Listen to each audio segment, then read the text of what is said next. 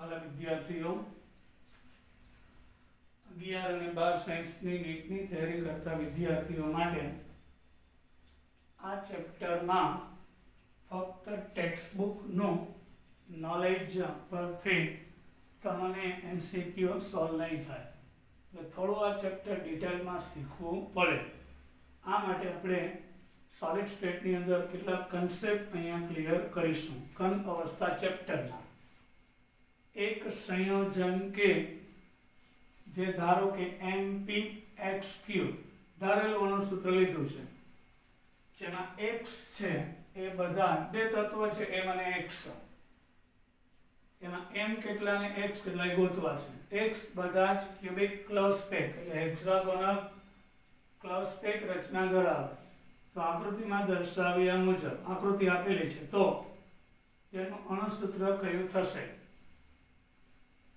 CCP એટલે કે FCC થશે. તેનું અણુસૂત્ર જણાવો. તો સૌથી પહેલા આપણે વાત કરીએ, અહીંયા જે રેડ કલરના ગોળાઓ છે બધા X છે ખૂણા ઉપર, અને ફલકના કેન્દ્ર ઉપર એટલે FCC રચના થઈ. પછી ગ્રીન ભાગ છે એ બધા તત્વ M છે, તેનું અણુસૂત્ર કયું થાય? તો આપણને ખબર જ છે X બધા જ ખૂણા ઉપર છે, અને ખૂણાના કારણે ખૂણો છે એના ઉપરનો ગોળો તે તેનો 1/8 ભાગ થશે. તો 8 વખત એટલે 1 ખૂણાને કારણે, પછી 6 ફલકના કેન્દ્રમાં છે એટલે 1/6 વખત એટલે 3 થશે. તો કુલ x ની સંખ્યા 4 થઈ.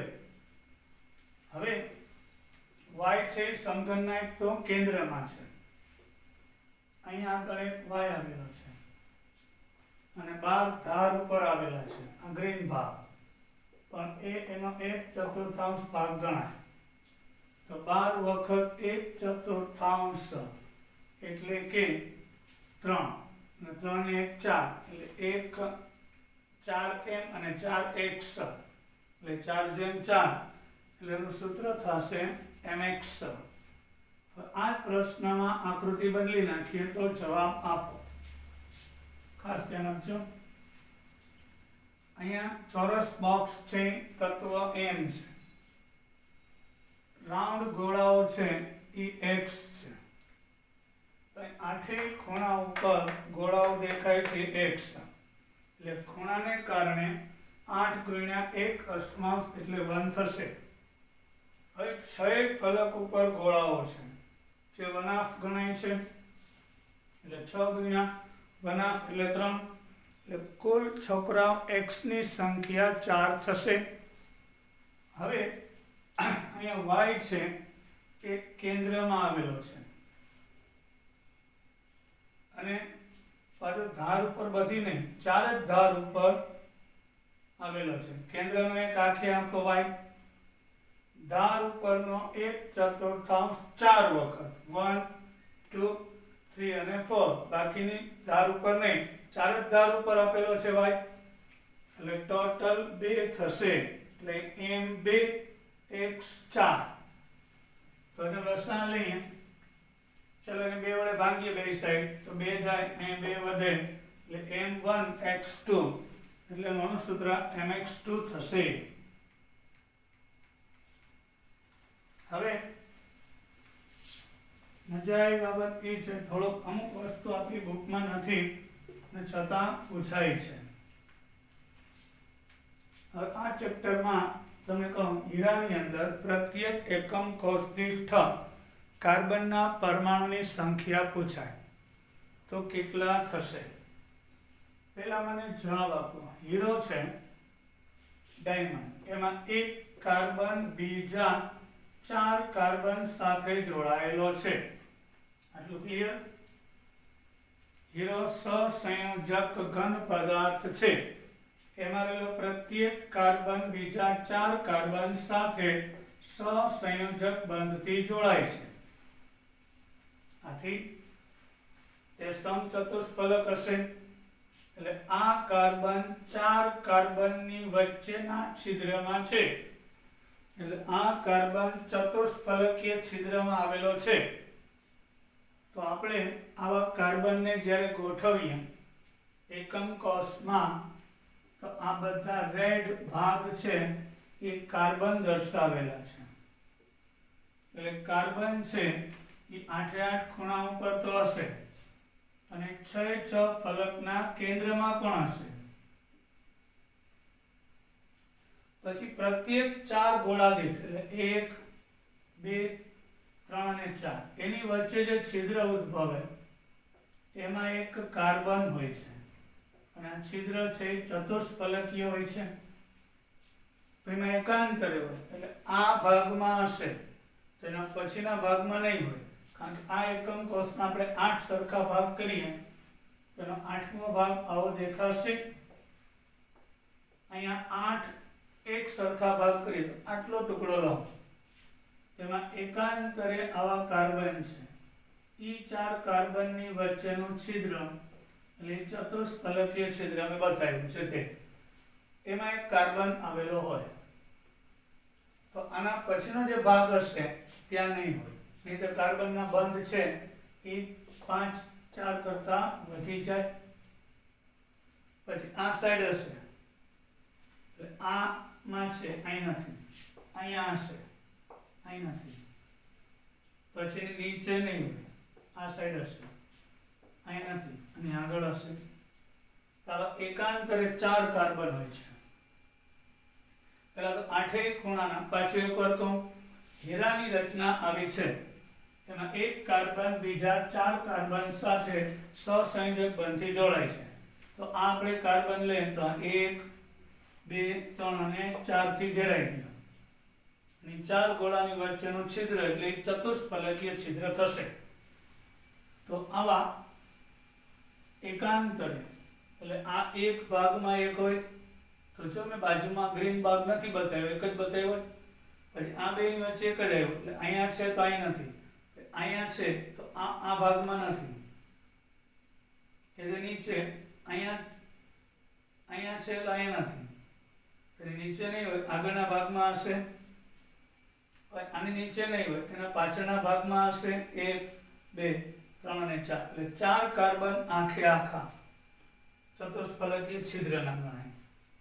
6 ફલક ઉપરના અડધા અડધા 3, 8 ખૂણાના થઈને 8 ખૂણાના થઈને 1/8 વખત એટલે 1. 6 ફલક ઉપર અડધા અડધા 3 વખત, અડધા અડધા 6 વખત એટલે 3 થયા. અને પછી ચતુષ્ફલકીય છિદ્રના 4 એ તો પોતાના સ્વતંત્ર હોય. આમ એકમ કોષ દીઠ 8 પરમાણુ જોવા મળશે હીરાની સ્ફટિક રચનામાં. હવે આપણે સીસીપી એટલે કે એફસીસી રચનાની વાત કરીએ. એમાં ઉદાહરણ લઈએ ધાતુ માટે અને આયોનિક ઘન માટે. હવે આપણે કોપર, સિલ્વર, ઓરમ, નિકલ અને પ્લેટિનમ લઈ, તો આ બધી જ ધાતુઓ એફસીસી રચના ધરાવે છે.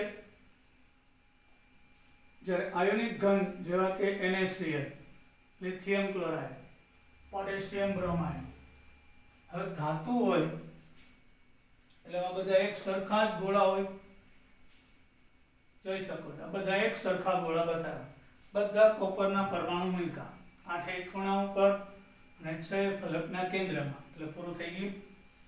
તો આના એકમ કોષ દીઠ કોપર પરમાણુ કેટલા? તો કે 8 ખૂણાના થઈને 1, 6 ફલકના થઈને 3, એટલે ટોટલ એકમ કોષ દીઠ કોપરના પરમાણુની સંખ્યા 4 થશે. આ 1/2 છે એ 6 વખત એટલે 3 થયા. આ 1/8 8 વખત એટલે 1 તે થાય એટલે ટોટલ 4. હવે NaCl માં શું થાય તમને? આયોનિક ઘન પદાર્થમાં ધન આયન હંમેશા નાનો હોય અને ઋણ આયન હંમેશા મોટો હોય. એટલે ઋણાયન છે જનરલી સ્ફટિક બનાવતા ગોળાઓ તરીકે લેશું અને નાના કદના ધન આયન છે તે છિદ્રની અંદર સમાયેલા હોય છે એવું આપણે લેવામાં આવે છે.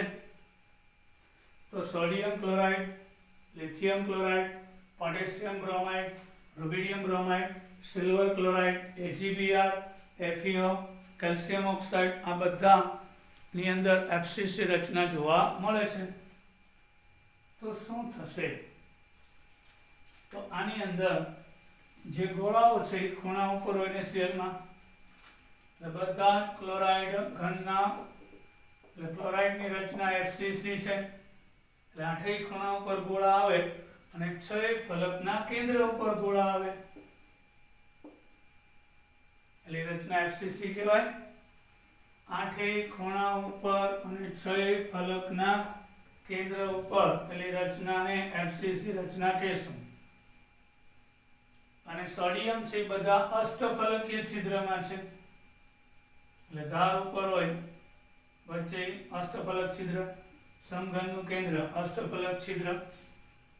સમર્ગાંકની વાત કરીએ તો 1 Na+ ટોટલ 1 2 3 4 6 ક્લોરીનથી ઘેરાયેલો છે માટે સમર્ગાંક પણ 6 થશે. હવે આપણે ગણતરી કરીએ તો ક્લોરાઇડ કેટલા? તો આઠેય ખૂણાના થઈને એક અષ્ટમાંશ એટલે એક ક્લોરાઇડ આવ્યું, છ ફલકના થઈને 3 આવ્યા એટલે 4Cl- થશે. હજી Na+ કાઉન્ટ કરવા પડે. તો જે કેન્દ્રમાં સોડિયમ છે આખે આખું સ્વતંત્ર, ધાર ઉપર સોડિયમ 1/4 એટલે કેન્દ્રનું સોડિયમ 1, ધાર ઉપરના 12 × 1/4 એટલે 3 એટલે ટોટલ 4 થશે એટલે 4 Na+ અને 4Cl-. તો અહીંયા આગળ આપણે ગોળાઓની સંખ્યા નહીં પણ અણુની સંખ્યા 4 થાય. 4 Na+ અને 4Cl- યાદ રાખજો. એટલે NaCl નો સ્ફટિક કે જે FCC રચના ધરાવે છે તેના એકમ કોષ દીઠ ક્લોરાઇડ પણ 4, સોડિયમ પણ 4 એટલે અણુ 4 કહેવાય. પરમાણુ અહીંયા પરમાણુ 4 કહેવાય પણ અણુની સંખ્યા 4 હશે. સ્ટોર ઇન યોર માઇન્ડ, મગજમાં રાખજો. આવી જ આપણે BCC રચનાની વાત કરશું. લિથિયમ ક્લોરાઇડ લિથિયમ ધાતુ લઈએ. લિથિયમ ધાતુના સ્ફટિક BCC body centred close pack રચના ધરાવે છે BCC. એટલે લિથિયમ ધાતુમાં લિથિયમ સમૂહની બધી lithium, sodium, potassium, rubidium, caesium અને બેરિયમ. લિથિયમ ધાતુની અંદર એક લિથિયમ પરમાણુ 8 લિથિયમ પરમાણુ સમઘનના ખૂણા ઉપર છે અને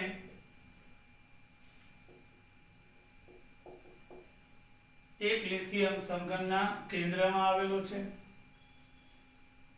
તો અહીંયા તમે કહ્યું કે કેન્દ્રનો છે એ સ્વતંત્ર આખે આખો એક પોતાનો બીજા કોઈનો સહિયારો ના હોય. જ્યારે ખૂણા ઉપર જે ગોળો હોય એ એક અષ્ટમાંશ ભાગ ગણાય છે અને આવું 8 વખત એટલે ખૂણાના કારણે 1, કેન્દ્રને કારણે 1 એટલે કુલ પરમાણુની સંખ્યા 2 થશે. પણ એ ધાતુ હોય તો ધન આયન કે ઋણાયન નહીં.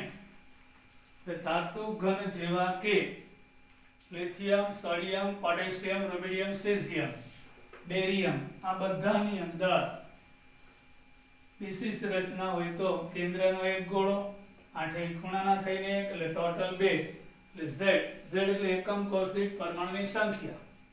પણ સીઝિયમ ક્લોરાઇડ માટે શું કહી શકાય છોકરાઓ? હવે તમે આને કહી શકો આ ગોળાનો એક લિથિયમ ધાતુ બીજી 8 લિથિયમ પરમાણુથી ઘેરાયેલો છે. તો સીઝિયમ ક્લોરાઇડ માટે શું કહી શકાય? હા, હવે એમાં ક્લોરાઇડ છે એ બધા ખૂણા ઉપર છે. સીઝિયમ કેન્દ્રમાં છે એ તો કોઈનો સહિયારો નથી એટલે એક સીઝિયમ આખે આખો પણ ખૂણા ઉપરનો ક્લોરાઇડ હોય એ એક અષ્ટમાંશ ભાગ હોય, આવું 8 વખત એટલે એક ક્લોરાઇડ થશે, એટલે એક સીઝિયમ એક ક્લોરાઇડ, એટલે અહીંયા CaCl નો અણુ 1 થશે, તો અહીંયા Z બરાબર 1 થાય, 1 લેવાય છે. બસ આ જ કન્ફ્યુઝિંગ હતું અને તમને દૂર કરું છું. એટલે સીઝિયમ ક્લોરાઇડ આયોનિક ઘન છે અને BCC રચના ધરાવે તો એનો Z2 નહીં પણ એક જ લેવાય, કારણ કે એમાં ધન આયન છે એ સ્ફટિક બનાવતો ગોળો નથી, ક્લોરાઇડ સ્ફટિક બનાવતા ગોળાઓ છે. અહીં બધા લિથિયમ સ્ફટિક બનાવતા ગોળા છે, આ લિથિયમ ગણાય જાય, અહીં ખાલી ક્લોરાઇડ ગણાય, એટલે 8 ક્લોરાઇડ નો ગુણ્યા 1 અષ્ટમાંશ એટલે 1, અને સીઝિયમમાં વીજભાર બેલેન્સિંગમાં વયું જાય, એટલે અહીંયા આગળ એક જ લેવામાં આવે છે, ભૂલ નહીં કરતા. તમારો ટાઈમ જરાય નહીં બગાડો અને ખાસ ધ્યાન આપજો, તમને મજા જ આવશે અને આ લેક્ચરની અંદર અનનેસેસરી એક પણ વાત નહીં આવે, બધી જ કામની અને ઇમ્પોર્ટન્ટ વાત હશે તે જ કરવામાં આવશે. હવે આપણે વાત કરીએ લેટિસ બિંદુ અને એકમ કોષ દીઠ તેનો સમાવિષ્ટ ભાગ. હમણાં જોઈ ગયા, ત્રીજી વખત એકવાર કહું કે જ્યારે ગોળો સમઘનના ખૂણા ઉપર આવેલો હોય તો એકમ કોષ દીઠ તેનો સમાવિષ્ટ ભાગ 1/8 હોય છે, આટલો ભાગ 1/8. કોઈ ધાર પર ગોળો હોય તો એ 1/4 હોય છે.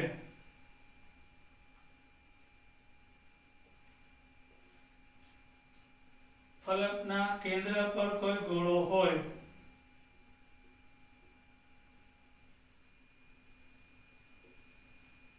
તો તે 1/2 હોય છે.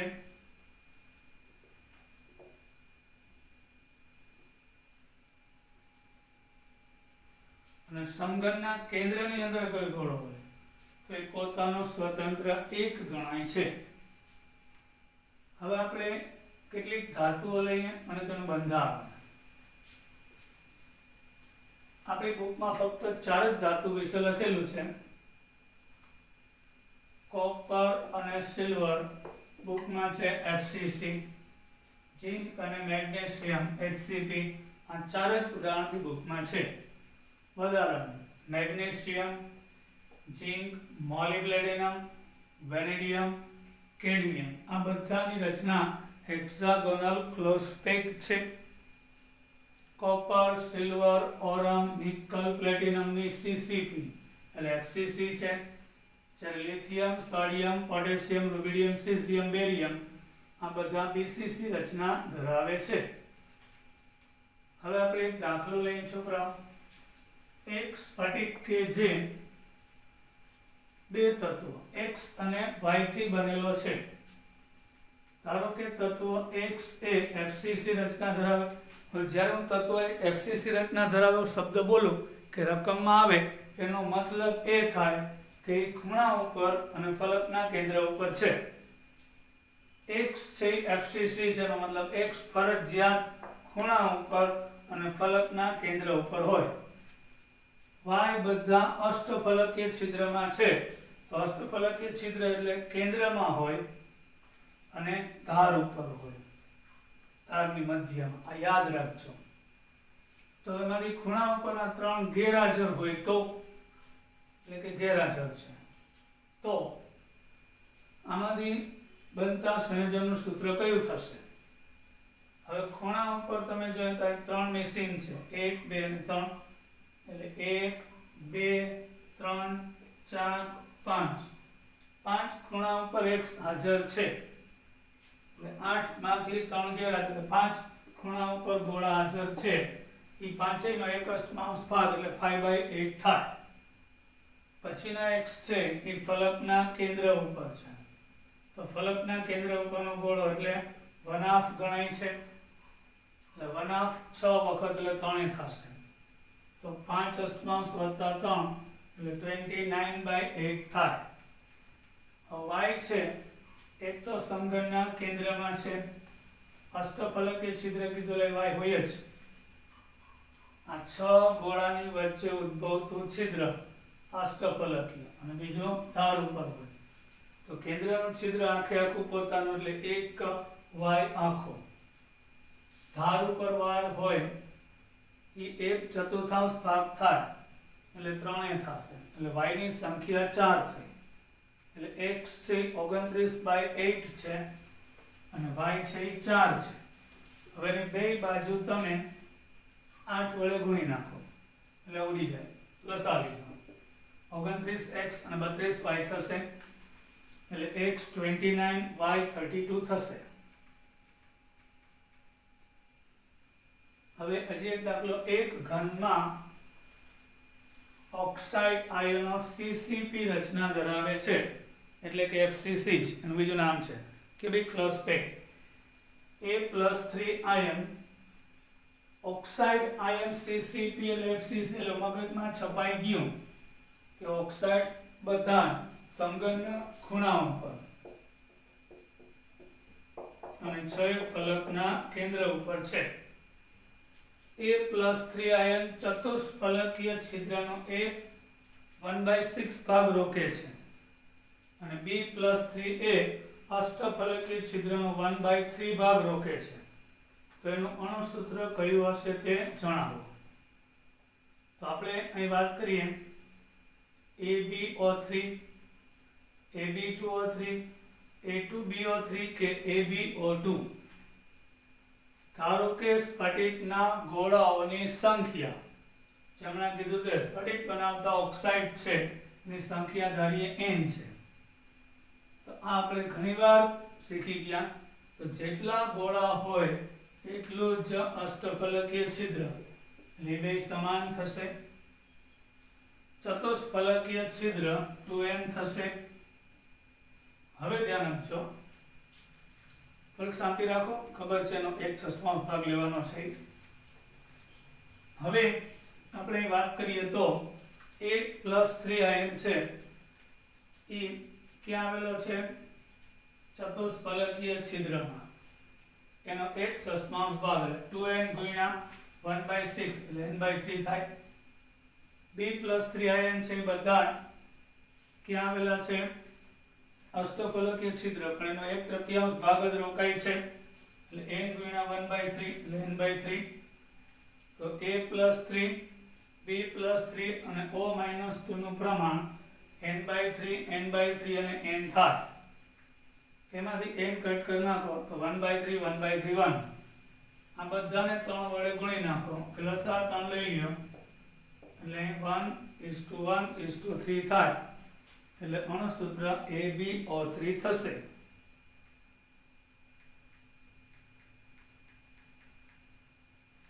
સોડિયમ ધાતુ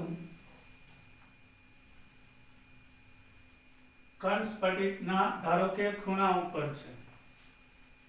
આ સોડિયમ ધાતુ છે બધી જ ક્યાં છે? સમઘનના ખૂણા ઉપર છે. W ટંગસ્ટન સમઘનના કેન્દ્રમાં છે અને ઓક્સિજન ધાર પર હોય તો તેનું અણુસૂત્ર જણાવો. સોડિયમ છે બધા જ સમઘનના ખૂણા ઉપર આવેલા છે. ઓક્સિજન છે ધાર પર છે અને ટંગસ્ટન ધાતુ કેન્દ્રમાં છે. ઉધારવાનું છે, ધારેલું છે. ખૂણા ઉપર સોડિયમ છે એટલે 1/8 ભાગ 8 વખત એટલે 1 સોડિયમ. કેન્દ્રમાં 1 ટંગસ્ટન આખું 1 ટંગસ્ટન. ધાર ઉપર ઓક્સિજન 1/4 12 times એટલે 3 ઓક્સિજન, 1 સોડિયમ, 1 ટંગસ્ટન ને 3 ઓક્સિજન એટલે સૂત્ર થશે NaWO3. હવે આપણી બુકમાં ત્રિપરિમાણાત્મક ક્લોઝ પેક રચના હોય તો તેની પેકિંગ ક્ષમતા છે, પણ દ્વિપરિમાણાત્મક ક્લોઝ પેકની પેકિંગ ક્ષમતાના ન્યુમેરિકલ્સ પૂછાય તેવી કોઈ ચોખવટ નથી. તો આપણે 2 ડાયમેન્શન દ્વિપરિમાણાત્મક ચોરસ ક્લોઝ પેકની વાત કરીશું. હવે આપણને જે આકૃતિ આપેલી છે એ દ્વિપરિમાણાત્મક ચોરસ ક્લોઝ પેક છે, એટલે બધા એ પ્રકારની હરોળ સમાન પ્રકારની પાસે ગોઠવાય છે અને આ ચાર ગોળાના કેન્દ્રને જોડો એટલે ચોરસ બને છે. તો દ્વિપરિમાણાત્મક ચોરસ ક્લોઝ પેકમાં ગોળાઓ ધાર પર અડે છે. તો આ ધારની લંબાઈ કેટલી? તો કે આ ગોળાની ત્રિજ્યા અને આ ગોળાની ત્રિજ્યા અડતા હોય તો જ 2r લઈ શકાય, જો ન અડે તો ના લઈ શકાય. તો અહીં ધારની લંબાઈ a બરાબર 2r થશે. તો ચોરસનું ક્ષેત્રફળ કેટલું? તો કે લંબાઈ ગુણ્યા પહોળાઈ એટલે a સ્ક્વેર જેટલું. પેલા તો ધારની લંબાઈ સમજાઈ ગઈ. દ્વિપરિમાણ ચોરસ ક્લોઝ પેક હોય એમાં ગોળાઓ ધાર પર અડે એટલે બે વખત ત્રિજ્યા એટલે ધારની લંબાઈ a બરાબર 2r. તો ચોરસનું ક્ષેત્રફળ એટલે લંબાઈ ગુણ્યા પહોળાઈ એટલે a સ્ક્વેર થશે. તો a બરાબર 2r છે એટલે 4r સ્ક્વેર થશે. હવે વર્તુળે રોકેલું કદ કેટલું? આ તો ચોરસનું કુલ ચોરસનું ક્ષેત્રફળ એમાંથી આ ભાગ જો ખાલી છે તો એક વર્તુળ હોય એનો ચોથો ભાગ અહીંયા રોકાય છે. આવા 1/4 ભાગ 4 વખત થાય એટલે એક વર્તુળ થઈ જાય 1/4 વર્તુળનો ભાગ. આવા 1/4 4 વખત એટલે એક વર્તુળ જેટલી જગ્યા રોકે છે. આવા ટિપિકલ ક્વેશ્ચન પૂછાય તો બુદ્ધિનો ઉપયોગ કરી અને આ રીતે સોલ્વ કરવામાં આવે છે. એવું જરૂરી નથી કે આ ચેપ્ટર દર વખતે સહેલા જ પ્રશ્ન હોય, ઘણીવાર અઘરો કોઈ ક્વેશ્ચન હોય અને બનાવે તો આ રીતે બુદ્ધિનો ઉપયોગ કરીને સોલ્વ કરવાનો રહેશે. એક વર્તુળે રોકેલું કદ, તો એ આપણે વર્તુળનું ક્ષેત્રફળ ખબર જ છે πr². તો પેકિંગ ક્ષમતા એટલે કે વર્તુળે રોકેલું કદ એના છેદમાં કુલ ચોરસનું ક્ષેત્રફળ એટલે આ વર્તુળે રોકેલી જગ્યા આ ભાગ એટલે એક વર્તુળ થાય. આ ચાર ભાગને ભેગા કરો ને એક રાઉન્ડ થાય. તો એક વર્તુળનું ક્ષેત્રફળ πr² હોય અને કુલ ક્ષેત્રફળ છે 4r² છે. તો એને ભાંગી નાખશું એટલે 0.78 આવશે. એને ગુણ્યા 100 કરશું તો આપણને ટકાવારી મળશે. એટલે દ્વિપરિમાણાત્મક ચોરસ ક્લોઝ પેક હોય તેની પેકિંગ ક્ષમતા આપણે ત્રિપરિમાણાત્મક ચોરસ ક્લોઝ પેકમાં યાદ છે છોકરાઓ 52.34% હતી. એ 3 ડાયમેન્શન, આ 2 ડાયમેન્શન છે એમાં 78% આવે છે. હવે 2 ડાયમેન્શન હેક્સાગોનલ ક્લોઝ પેક, દ્વિપરિમાણાત્મક હેક્સાગોનલ ક્લોઝ પેક રચના. અહીં હેક્સાગોનલ ક્લોઝ પેક લેશું પણ 2 ડાયમેન્શન છે. કેન્દ્રનું વર્તુળ એક આખે આખું થશે, દેખાય છે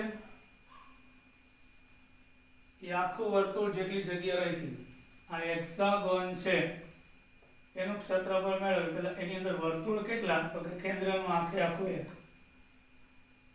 પછી ખૂણા ઉપરનો જે ગોળો છે આ વર્તુળ એના 3 ભાગ પાડો. મર્સિડીઝ બેન્ઝની આકૃતિ જોઈએ છે સિમ્બોલ, એના 3 ભાગ હોય છે. તો એનો ત્રીજો ભાગ એટલે 1/3 આ વર્તુળનો 1/3 ભાગ. આ 1/3 1 2 3 4 5 અને 6 1/3 6 વખત ભેગા થાય એટલે 1/3 6 વખત ભેગા થાય એટલે બે વર્તુળ બનાવી નાખી એટલે બે અને કેન્દ્રનો ટોટલ 3 વર્તુળ થાય. આ ટ્રીક છે સોલ્વ કરવાની. ટ્રીક હેક્સાગોનલ ક્લોઝ પેકમાં આખું એક વર્તુળ હાજર છે. ખૂણા ઉપરનું વર્તુળ છે એનો 1/3 ભાગ છે. તો હવે 1/3 ભાગ 6 વખત ભેગા થાય એટલે હવે બે વર્તુળ થાય. જો 1/3 6 વખત ભેગા કરો બે વર્તુળ તેથી ટોટલ 3 વર્તુળ થયા. તો એક વર્તુળનું ક્ષેત્રફળ πr² હોય તો 3 વર્તુળનું કેટલું? તો કે 3πr² થાય. એટલે વર્તુળે રોકેલું કદ મળી ગયું. હવે આપણે ષટકોણનું કદ મેળવવું પડે. પછી 2 નો ભાગાકાર ગુણ્યા 100 એટલે પેકિંગ ક્ષમતા. તો ષટકોણનું કદ મેળવવું છે, આ માટે તેમાં 6 સમભુજ ત્રિકોણ છે. જો આ 1 2 3 4, તો એક સમભુજ ત્રિકોણનું ક્ષેત્રફળ મેળવવું પડે. કદ નહીં પણ ક્ષેત્રફળ મેળવવું પડે.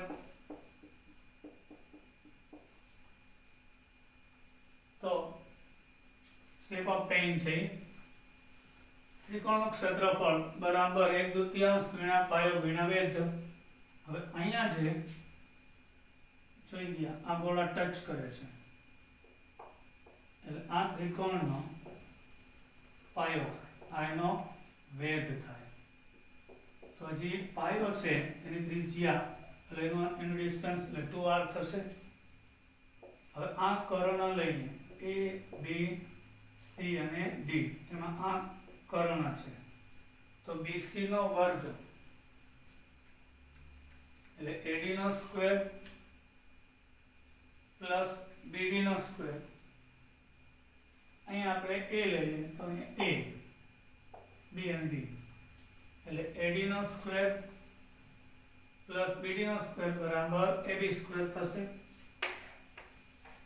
તો અહીંયા AD નો સ્ક્વેર જે આપણે ગોતવું છે, આ BD એટલે r સ્ક્વેર અને AB નો સ્ક્વેર એ પણ 2 વખત ત્રિજ્યા એટલે 2r નો સ્ક્વેર. તો AD નો સ્ક્વેર વત્તા r સ્ક્વેર બરાબર 4r સ્ક્વેર. તો 4r સ્ક્વેર માંથી r સ્ક્વેર જાય એટલે 3r સ્ક્વેર. તો AD કેટલું તો કે √3r જેટલું થાય. હવે આ વેધ મળી ગયો, √3 * r એનો વેધ આવ્યો. પાયો છે એ 2 વખત ત્રિજ્યા જેટલો છે અને બનાવ એટલે 2 2 ઉડી જાય એટલે √3r² થશે. અને આવા 6 ત્રિકોણ છે એટલે ષટકોણનું કુલ ક્ષેત્રફળ 6 ગુણ્યા √3r² થાય. એટલે વર્તુળે રોકેલું કદ તો કે 3πr². ષટકોણનું ક્ષેત્રફળ 6√3r² × 100 એટલે 91% જવાબ આવશે.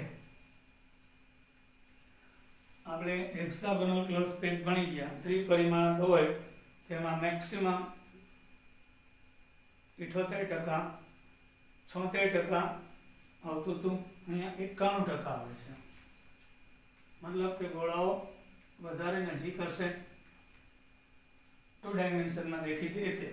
હવે દ્વિપરિમાણાત્મક ક્લોઝ પેક અને FCC રચના એની પેકિંગ ક્ષમતાની આપણે વાત કરીએ. 2 ડાયમેન્શન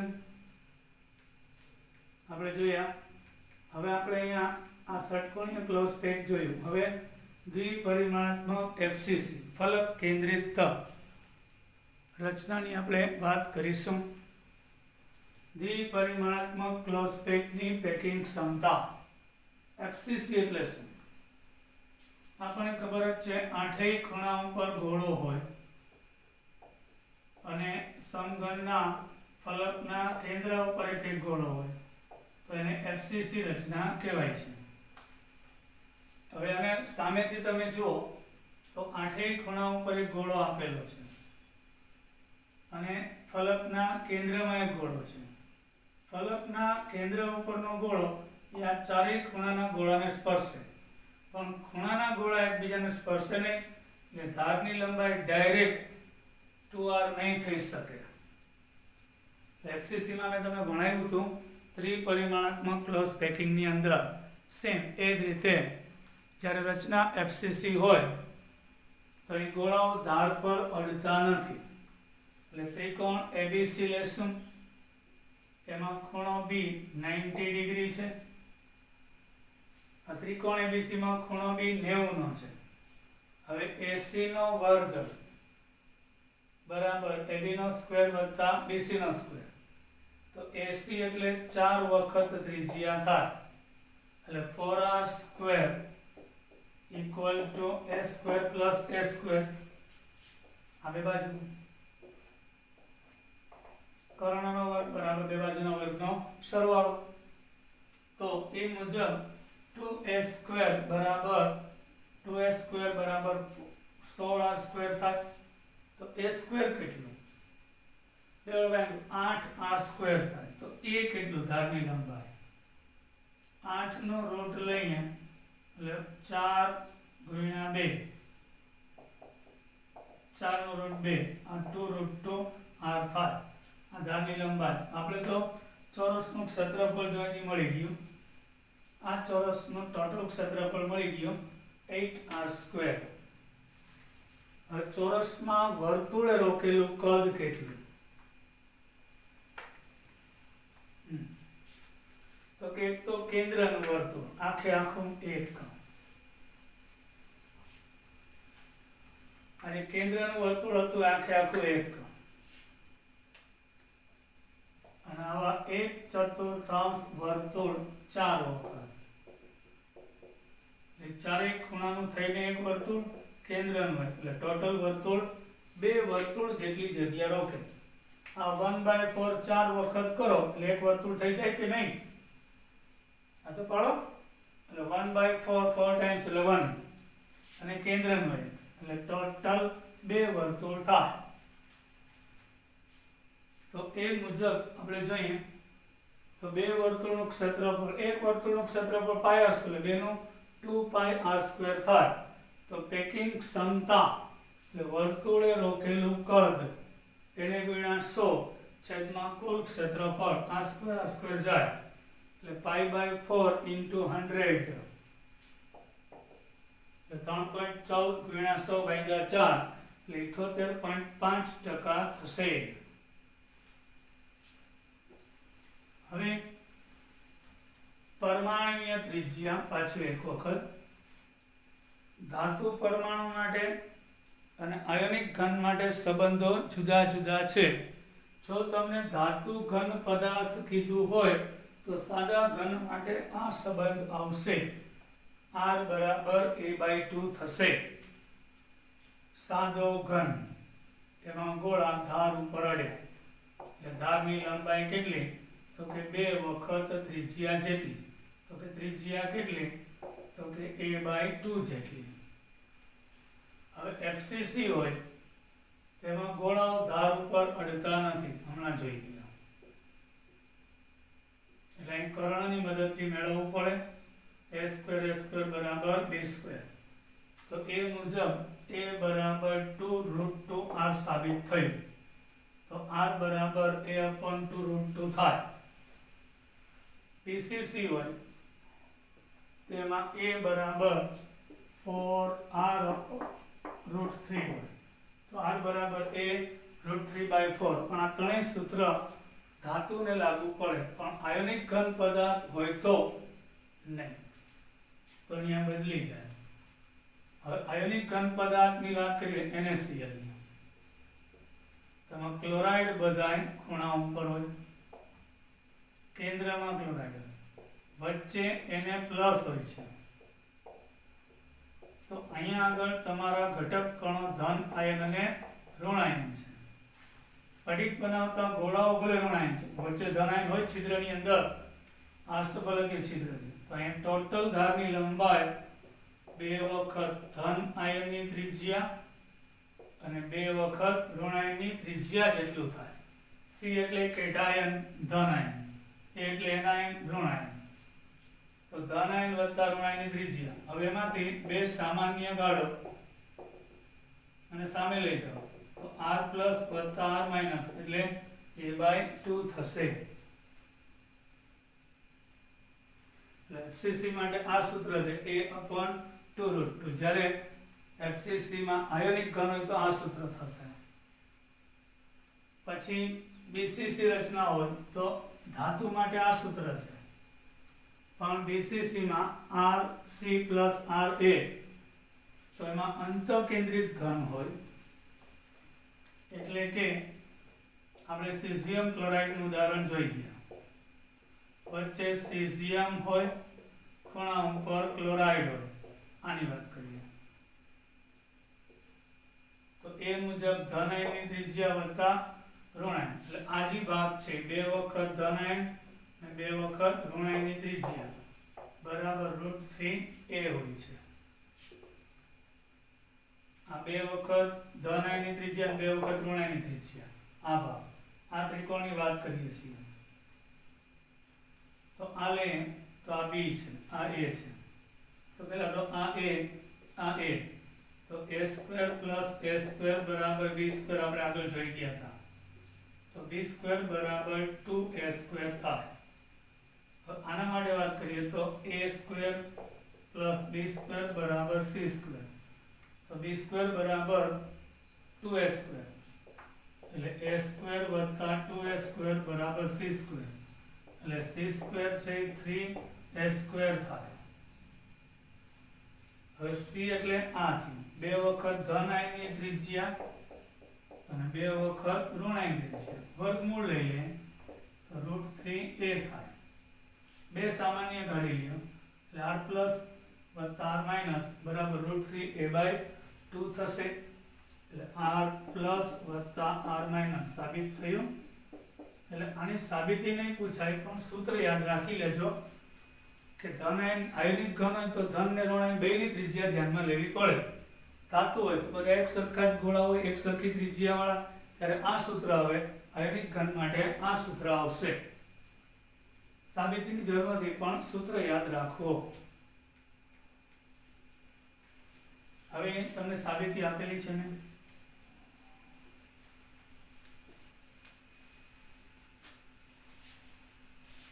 કોપર ધાતુ FCC રચના ધરાવતો. એટલે તમે જોઈ શકો છો અહીં કોપરના જે પરમાણુ છે એ બધા ખૂણા ઉપર અને ફલકના કેન્દ્ર ઉપર છે. તેના માટે ધારની લંબાઈ a બરાબર 2√2r છે. તો r બરાબર a/2√2 થાય. પણ NaCl છે એ FCC રચના ધરાવે છે. અહીં ધારની લંબાઈ a બરાબર 2 વખત ધન આયનની ત્રિજ્યા અને 2 વખત ઋણ આયનની ત્રિજ્યા બરાબર થાય. તો બે સામાન્ય કાઢ્યું એટલે r પ્લસ વત્તા r માઇનસ બરાબર a/2 થાય. હવે સ્ફટિકમાં ધન આયન હંમેશા ઋણ આયન કરતા નાનો હોય છે. માટે સ્ફટિક બનાવતા ગોળાઓ ઋણ આયન હોય તેમ લેવામાં આવે અને તેના છિદ્રની અંદર નાના કદના ધન આયન આવેલા હોય. જો આવા ધન આયનની ત્રિજ્યા r પ્લસ કા સ્મોલ r આપણે લખાય છે અને ઋણ આયન ત્રિજ્યા r માઇનસ કે કેપિટલ R વડે લખતા હોય, જાણતા હોય તો તેના ગુણોત્તર ઉપરથી સમર્ગાંક અને ભૌમિતિક આકાર નક્કી થાય છે. એટલે કે ધન આયનની ત્રિજ્યા અને ઋણ આયનની ત્રિજ્યાનો ગુણોત્તર જાણતા હોઈએ તો તે સ્ફટિકનો ભૌમિતિક આકાર કેવો છે, તેનો સમર્ગાંક કેટલો છે તે જાણી શકાય છે. તો આપણે આના માટે વાત કરીએ તો જો ત્રિજ્યાનો ગુણોત્તર યાદ રાખજો 0.155 થી નાનો હોય તેવો સ્ફટિક ક્યારે રચાતો જ નથી. ક્યારે સ્ફટિક શક્ય નથી, ક્યારે આયનિક ઘન સ્ફટિક શક્ય જ નથી. જ્યારે ધન આયન અને ઋણ આયન ત્રિજ્યાનો ગુણોત્તર 0.155 થી નાનો હોય ત્યારે. હવે જો 0.155 થી 0.125 લોઅર લિમિટ લેવાની, અપર નહીં લેવાની. એટલે 0.155 એ સમર્ગાંક 3 0.224 સુધી. કારણ કે 0.225 અહીં આવી જાય તો અહીં લોઅર લેવાની, અપર નહીં. એટલે 0.155 થી 0.225 સુધી એટલે 0.155 લેવાનું, 0.224 સુધી, 0.225 નહીં, એનાથી નીચું એમ. આનાથી 0.155 સુધી. ત્યારે સમર્ગાંક 3 હોય છે. એટલે કે એક ધન આયન 3 ઋણ આયનની વચ્ચે ઘેરાયેલો હોય અને આ સમતલીય ત્રિકોણ વાળું છિદ્ર કહેવાય. એક જ સમતલમાં 3 ઋણ આયનની વચ્ચે એક ધન આયન એટલે સમતલીય ત્રિકોણીય છિદ્ર કહેવાય. ઉદાહરણ આવશે B2O3. પછી ત્રિજ્યા ગુણોત્તર 0.225 થી 0.414 ની વચ્ચે હોય તો સમર્ગાંક 4 થશે. 0.225 થી 0.414 ની વચ્ચે એટલે 0.225 લેવાનું, 0.414 નહીં કારણ કે અહીંયા લેશું એટલે 0.413 સુધી. તો તો ઉદાહરણ આવશે ZnS. આ ઝીંક કદમાં નાનો છે અને 4 સલ્ફરથી ઘેરાયેલો છે, એટલે એક ઝીંક 4 સલ્ફાઇડથી ઘેરાયેલો એટલે સમચતુષ્ફલકીય છિદ્રમાં આવેલો છે અને એક ધન આયન 4 ઋણ આયનથી ઘેરાયેલો છે, માટેનો સમર્ગાંક 4 થશે. ઉદાહરણ છે ZnS. હવે 0.414 થી 0.732 ની વચ્ચે આવે ધન આયન અને ઋણ આયન ત્રિજ્યાનો ભાગાકાર, તેનો સમર્ગાંક 6 હશે. ઉદાહરણ NaCl. 1 Na+ આવા 6 ઋણ આયનની વચ્ચે ઉદ્ભવતા અષ્ટફલકીય છિદ્રમાં આવેલું હોય અને આની રચના કઈ છે? FCC. NaCl FCC છે. પછી આવશે 0.732 અહીં લેવાનું થી 1 સુધી, તો સમર્ગાંક 8 થશે. BCC રચના એમાં સમર્ગાંક 8 થાય નહીં, NaCl માં 6, અહીંયા 8 થાય. સેઝિયમ ક્લોરાઇડ બતાવ્યું, કેન્દ્રનો સેઝિયમ છે એ 8 ખૂણાના ક્લોરાઇડથી ઘેરાયેલો છે, માટેનો સમર્ગાંક 8 થશે. આ પણ અષ્ટફલકીય છિદ્ર કહેવાય, સેઝિયમ ક્લોરાઇડ, પણ સમર્ગાંક 8. પછી ઘણી બધી ધાતુઓ, એમાં તો બધા ગોળા સરખા કદના જ હોય, તો એક સરખા કદના ગોળા હોય તો એક જ સમતલના 6, એની ઉપરના 3 9, એની નીચેના 3 એટલે ટોટલ 12. તો છે મેગ્નેશિયમ, ઝીંક વગેરે આવી રચનાઓ ધરાવે છે. મજા આવી હશે વિદ્યાર્થીઓ. આજે આપણે અહીં સુધી રાખીએ. ફરી પાછું આપણે આવતા લેક્ચરમાં આના વધારાના કન્સેપ્ટ ક્લિયર કરી અને પૂરું કરીશું. અસ્તુ. જય હિન્દ.